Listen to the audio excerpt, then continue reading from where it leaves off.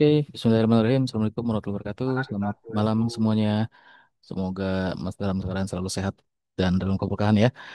Tak terasa ini sudah minggu ketiga atau pertemuan sesi ketiga untuk mata kuliah algoritma dan pemrograman dan untuk kelas mata kuliah lainnya juga. Nah, untuk rekan-rekan yang baru join atau semester satu, mudah-mudahan nggak ada kesulitan ya. Jadi kalau ada kesulitan, silakan disampaikan saja lah. Terus untuk rekan-rekan yang statusnya semester 2 ya sudah terbiasa lah ya karena sudah pernah melewati satu semester dan aturan mainnya sama aja, belum ada yang berubah dan belum ada update lagi.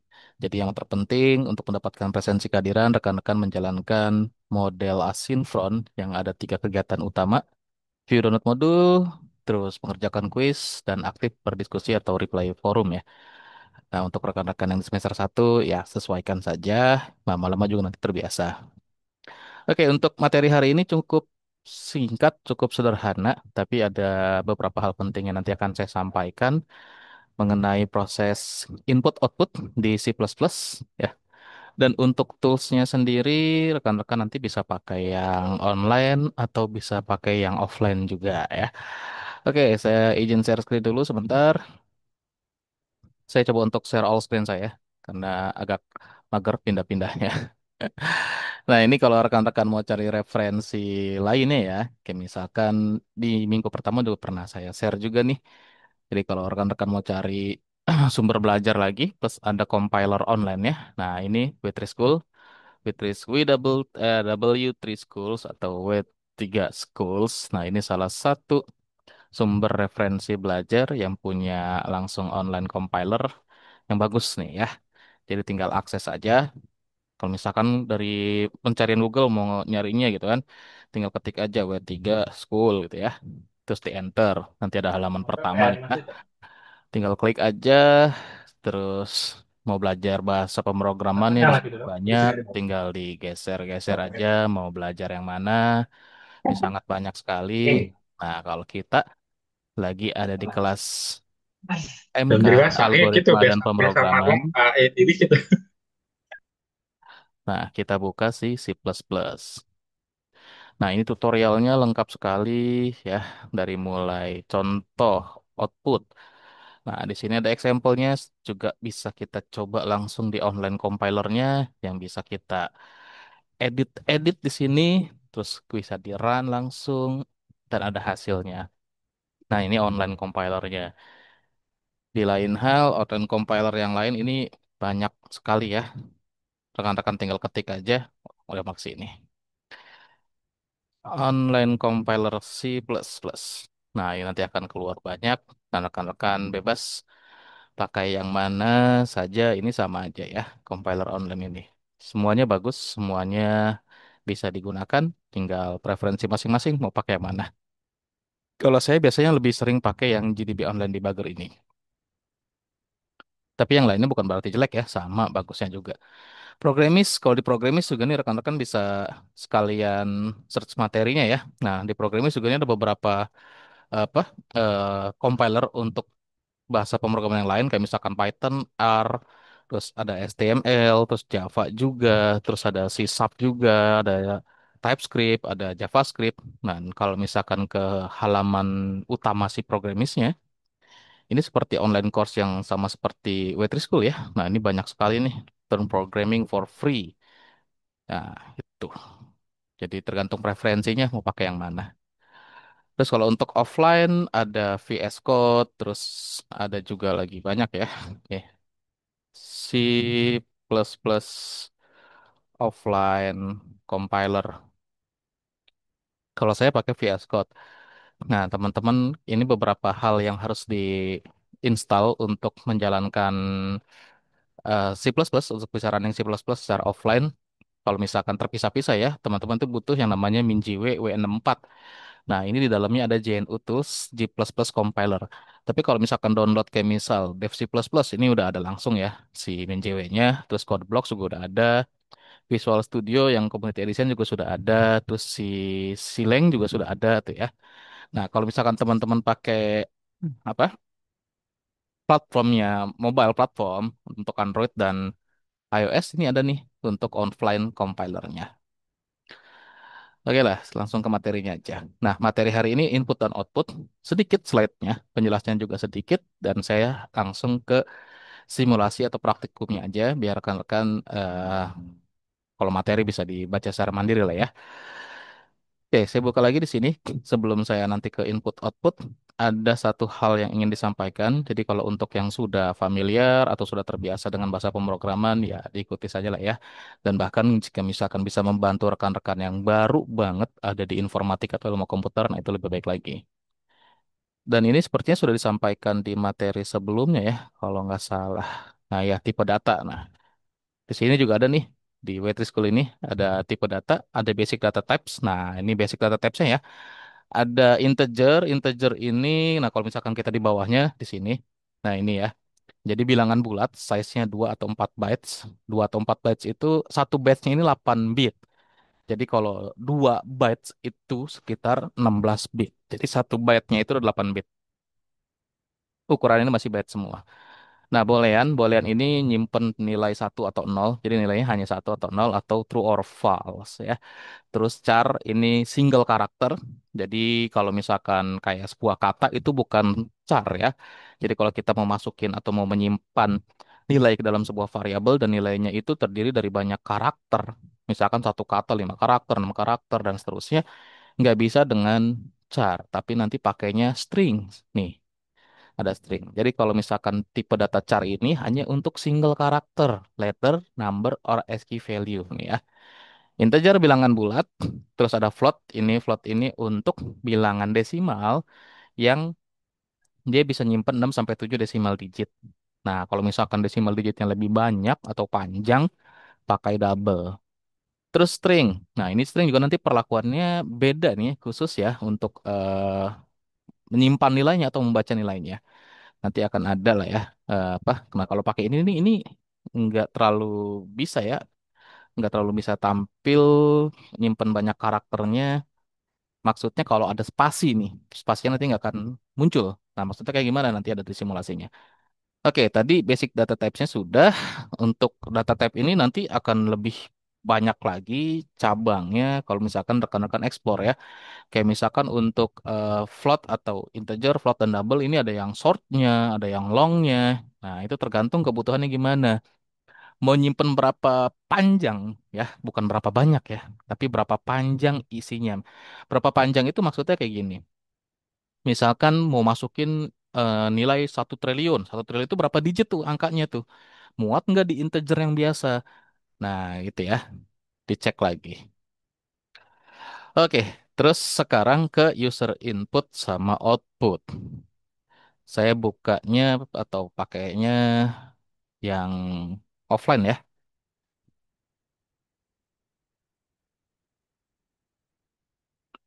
Oke, saya pakai VS Code, Visual Studio Code.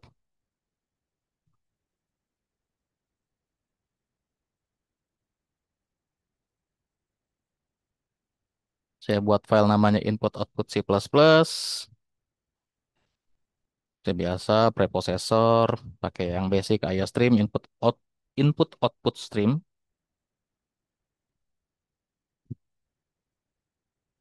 Terus saya declare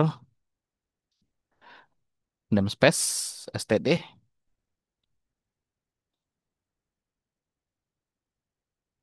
ada update VS Code-nya nih. Oke, terus main functionnya integer. Nah, di sini tempat kita nanti ngetikin code-nya ya. Untuk output minggu lalu sudah disampaikan dan untuk output juga ya simple aja nih output ini nanti pakai si out nih standar output stream. Kalau rekan-rekan nanti di sini juga lihat ya C++ output. Nah, ini print text. Nah, ini pakai si out ya, pakai si out terus ini operatornya namanya apa nih ya? Pokoknya simbol kurang dari 2 kali lah ya untuk operator si out itu. Nah, di sini ada contoh-contohnya yang rekan-rekan bisa coba ya. Nah, misalkan try it yourself. Nah, kayak gini ya. Oke, balik lagi ke VS Code-nya. Contoh, misal saya deklarasi variabel string nama ya, saya kasih nama saya lah. Kayak gitu. Ya, terus saya mau langsung tampilkan.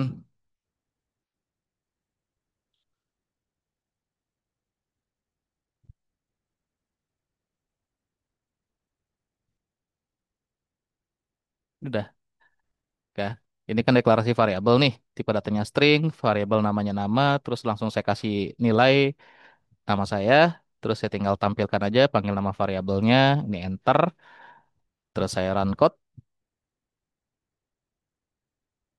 Nah, keluarlah nama saya di sini gitu ya. Terus misal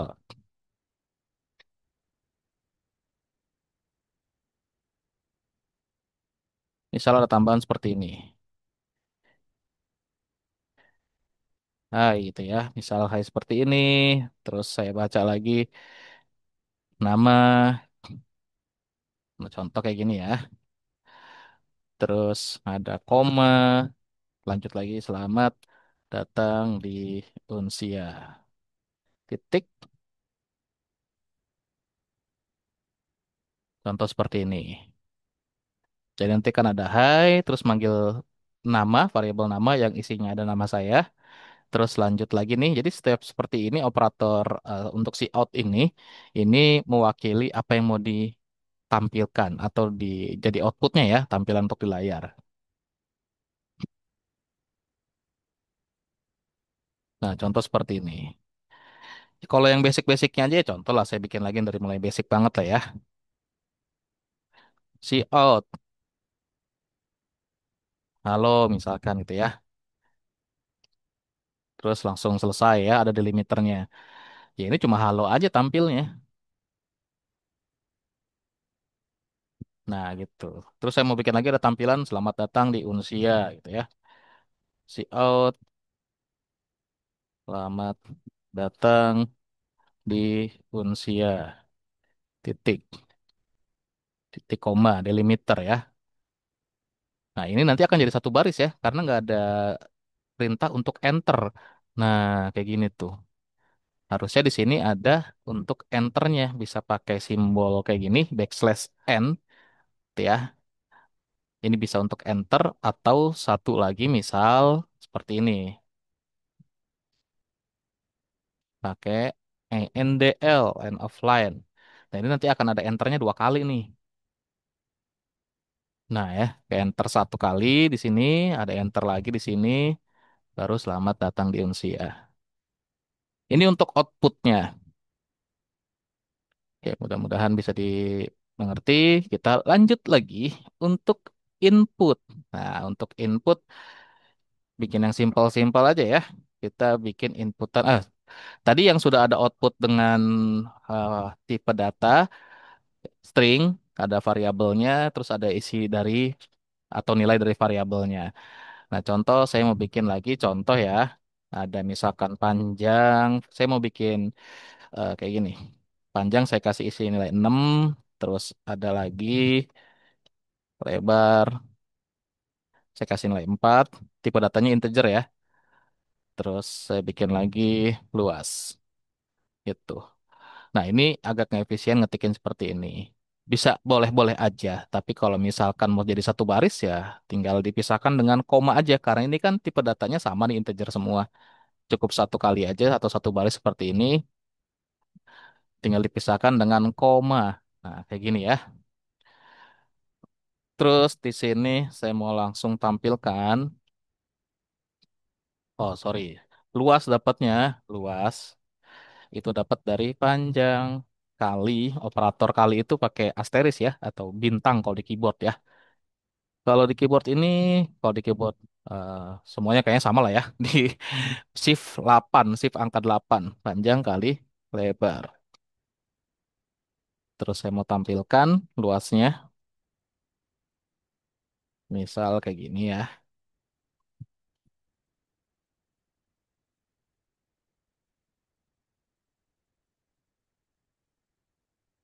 Nah, ini jadi deklarasi variabelnya. Terus untuk variabelnya ada panjang, lebar, luas, tipe datanya integer. Ya, panjang langsung dikasih nilai 6, lebar langsung dikasih nilai 4, terus di sini luas. Luas ini nanti nilainya dapat dari hasil perhitungan. Luas itu nilainya panjang dikali lebar. Ingat ya, eh, ada di mata kuliah dasar pemrograman untuk shift value dan right value. Nah, shift value ini nih, left value, sorry, left value dan right value. Nah, left value ini atau yang di sebelah kiri dari sebelum ada operator, ini ya operator ini kan sama dengan ini adalah operator penugasan. Penugasan artinya sebelah kiri ini adalah variabel, sebelah kanan ini adalah nilai dari variabel tersebut. Yang artinya yang di sebelah kanan ini ditugaskan menjadi nilai dari sebelah kiri, si variabel luas. Nah, kalau misalkan kita balik kayak gini, panjang kali lebar sama dengan luas. Nah, ini nggak bisa ya. Kenapa? Karena ini konsep di matematika atau di ilmu yang lainnya boleh-boleh aja seperti ini. Nggak ada perbedaan antara left value dan right value. Kalau di ilmu komputer nggak bisa seperti ini. Yang di sebelah kiri itu nanti akan dianggap sebagai nama variabel. Yang sebelah kanannya adalah nilai dari variabel tersebut yang ditugaskan untuk variabel tersebut. Jadi kalau seperti ini dibacanya panjang kali lebar itu punya nilai luas. Jadi ini nih nilainya harusnya ada nih untuk panjang kali lebar ini. Dan panjang kali lebar ini bukan dianggap sebagai nilai dari luas karena posisinya dia ada di sebelah kiri sedangkan luas ada di sebelah kanan. Yang jadi nilai adalah luas. Nah, ini tidak boleh ya. Oke, sudah seperti ini tinggal di run aja. Nah, hasilnya adalah 24. Nah, ini kan dapat inputan langsung ya. Dapat inputan langsung atau di set langsung, nggak dapat inputan langsung ya, di set langsung, dideklarasikan secara langsung nilainya 6 sama 4. Nah, sekarang mau dirubah nilainya dari inputan user, diinput oleh user, atau dapat dari inputan melalui keyboard. Nah, ini kita kosongkan dulu nilainya, panjang dan lebar dikosongkan. Oke, ini biarkan saja begini.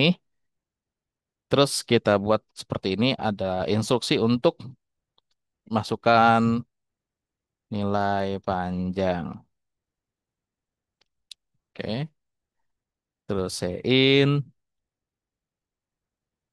variabelnya panjang. Terus ada lagi untuk instruksi masukkan nilai lebar.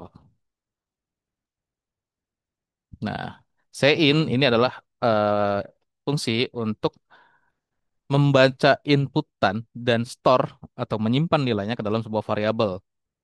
Dan operatornya simbol lebih dari dua kali. Contoh seperti ini, sein panjang. Yang artinya ini dia akan terima inputan dari user atau menerima inputan dari keyboard dan akan nyimpen nilai yang diinput tersebut ke dalam variabel panjang. Contohnya lagi yang sein lebar.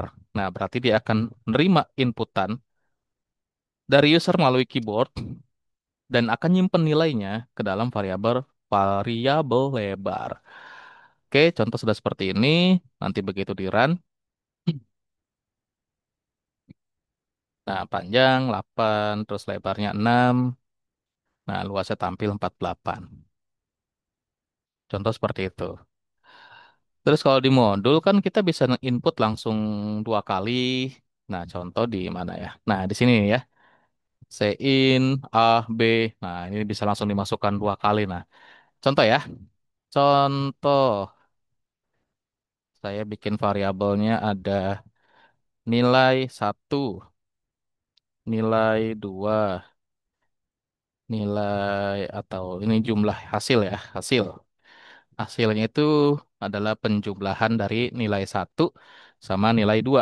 Nah, saya langsung saya in nilai satu, nilai 2.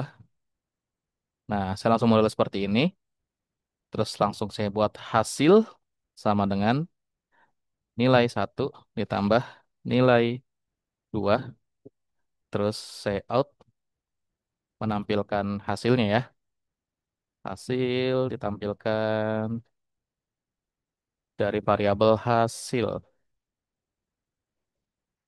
Nah, ini nanti eh, akan terjadi atau ada dua inputan yang akan muncul dan kita bisa input dua nilai. Yang inputan pertama kesimpan ke variabel nilai satu, inputan yang kedua kesimpan ke variabel nilai 2. Nah, ini yang nggak ada instruksinya, tapi kita sudah bisa input. Contoh tuh, saya input 5, di enter untuk menyelesaikan instruksi satu baris atau instruksi pertama, saya input lagi. Nah, jadi 5 udah kesimpan ke nilai satu ya. Terus nanti 7 kesimpan ke nilai 2. Terus hasil adalah 12 karena hasil ini adalah hasil penjumlahan dari nilai satu ditambah nilai 2. Atau seperti itu.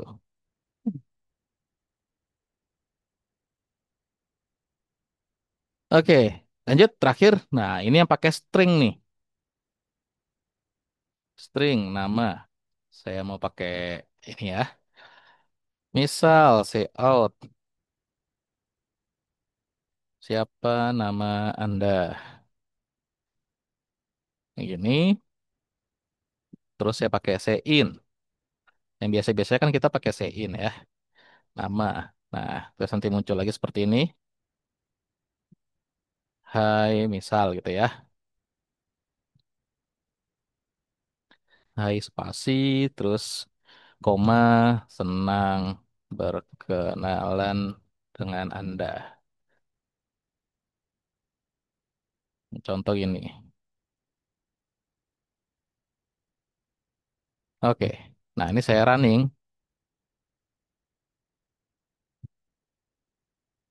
Nah, kalau saya masukkan begini aja nggak masalah. Oh, nggak keluar. Sorry, ini harusnya dipanggil nama nih. Nama, variabel namanya nggak dipanggil.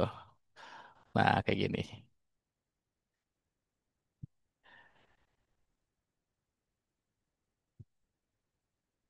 Nah, kalau misalkan saya nggak ada spasinya ya, cuma satu kata, nggak masalah bisa. Tapi kalau misalkan ada spasinya,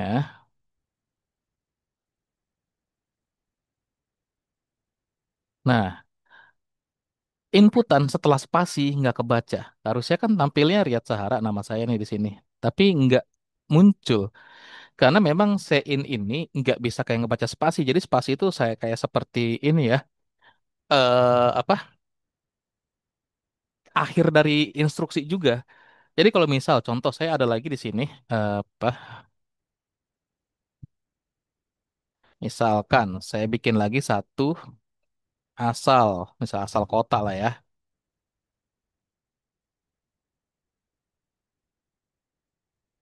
Misal seperti ini lagi. Kasih layout aja lah biar kelihatan jelas instruksinya. Asal Anda dari mana?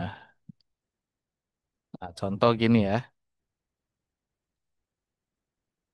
Sein asal. Oke.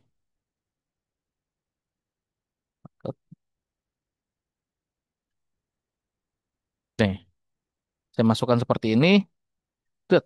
Nah, dia nge-bypass yang ini nih. Tuh, harusnya kan saya ada satu lagi instruksi nih untuk memasukkan asal, tapi programnya udah langsung selesai. Padahal ini belum dilakukan, belum dijalankan di hasil outputnya ya, di hasil runningnya. Kenapa? Karena tadi di sini ada spasinya. Kalau misalkan nggak pakai spasi, dia jalan lancar aja. Contoh, ya tuh, ya. Asalnya keluar tuh, Jakarta. Nah, kayak gini. Sekarang untuk mengatasinya gimana? Kalau kayak di Witri School, kalau rekan-rekan cari, begitu cari yang data type string. Nah, ini pakai string ya. Jadi ada library-nya, pakai library string ya. String, sorry. Ada additional header ya, additional header file in the source code-nya.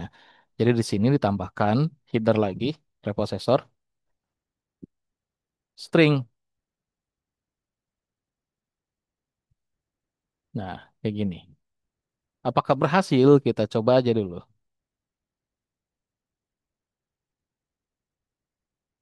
Nah, nggak bisa juga. Karena sein ini memang nggak bisa kayak ngebaca spasi. Ada satu fungsi khusus untuk ngebaca inputan string yang dengan spasi. Pakai apa? Nah, pakai ini. Get line. Get line, sein, koma, nama variabelnya apa? Nah, seperti ini. Terus ini juga sama.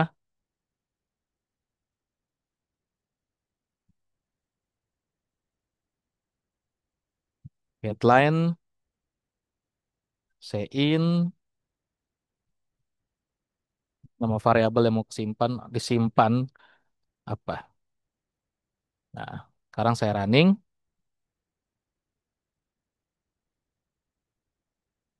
Nah, saya masukkan spasi. Ini juga ada spasinya dan dia aman-aman aja. Jadi untuk string, inputnya agak beda ya. Nggak pakai sein input standarnya, tapi pakai getLine. Fungsi getLine di dalamnya juga ada sein-nya juga, tapi sein ini dibungkus oleh si fungsi getLine. Nah, kalau teman-teman arahkan kursor ke sini, nanti akan kelihatan nih tuh penjelasannya. Ya,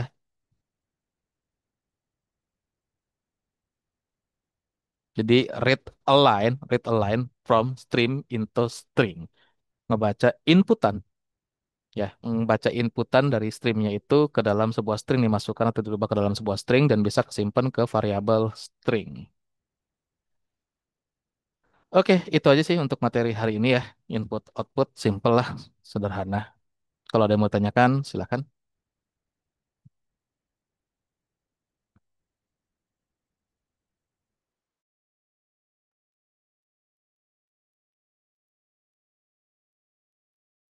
Oke, untuk modul-modulnya memang Alprok ini atau algoritma pemrograman modulnya singkat-singkat.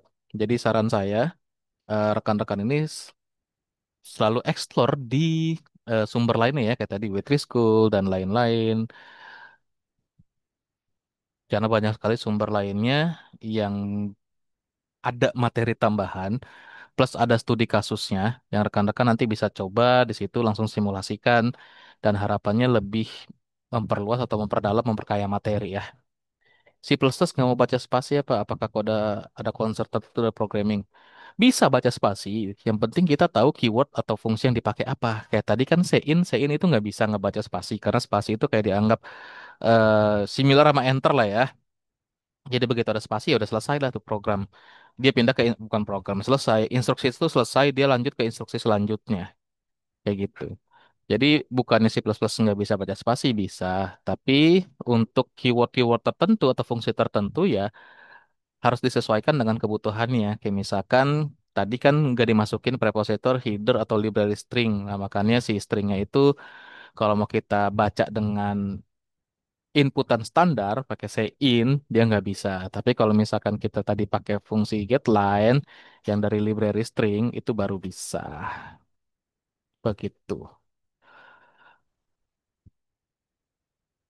Nah, ini salah satu kelemahan dari belajar online ya. Jadi kalau simulasi itu ya paling ini tergantung dari rekan-rekannya mau simulasikan secara mandiri atau tidak karena kan nggak bisa dikontrolling juga dan karena kita juga berbeda tempat berbeda kalau misalkan kita kuliah secara offline yang pada saat ada mata kuliah praktikum kita simulasi bersama di lab atau di kelas yang bisa dikontrol. Nah kalau seperti ini rekan-rekan silakan simulasikan secara mandiri ya. Kalau untuk yang sudah familiar yang sudah lama berkecimpung di dunia programming ya mungkin masih aman-aman aja lah ya. Tapi kalau mau nostalgia lagi ya silahkan aja. Nah, untuk teman-teman yang baru masuk atau baru terjun banget di bidang informatika di ilmu komputer, nah itu wajib banget simulasi, jangan sampai tidak ya. Untuk UTS dan UASnya berupa project base. Project base itu berarti rekan-rekan nanti membuat sebuah program sederhana dengan C++. Dengan studi kasusnya, nanti akan diberikan studi kasusnya, aturan-aturan soalnya, misalkan bikin apa, misalkan bikin kalkulator sederhana, ya tinggal di-develop dengan bahasa C++. Jadi penugasannya, kalau untuk mata kuliah praktikum-praktikum seperti ini, itu jenis penugasan adalah project base. Nah, kalau mata kuliah yang jenisnya studi kasus, kayak misalkan contoh nanti ada analisa berorientasi objek, terus project management, nah itu teman-teman nanti based on case study itu soal-soal atau tugas-tugasnya. Untuk UTS di mata kuliah saya sama UASnya, di mata kuliah algoritma dan pemrograman itu individu. Nggak sampai live code nggak? Nah, live code ini ya. Jadi live code itu kita ada ya, tapi nggak tergantung dosennya masing-masing. Kalau saya itu ada live code-nya, tapi live code-nya teman-teman itu nggak langsung live, bener-bener live saya liatin.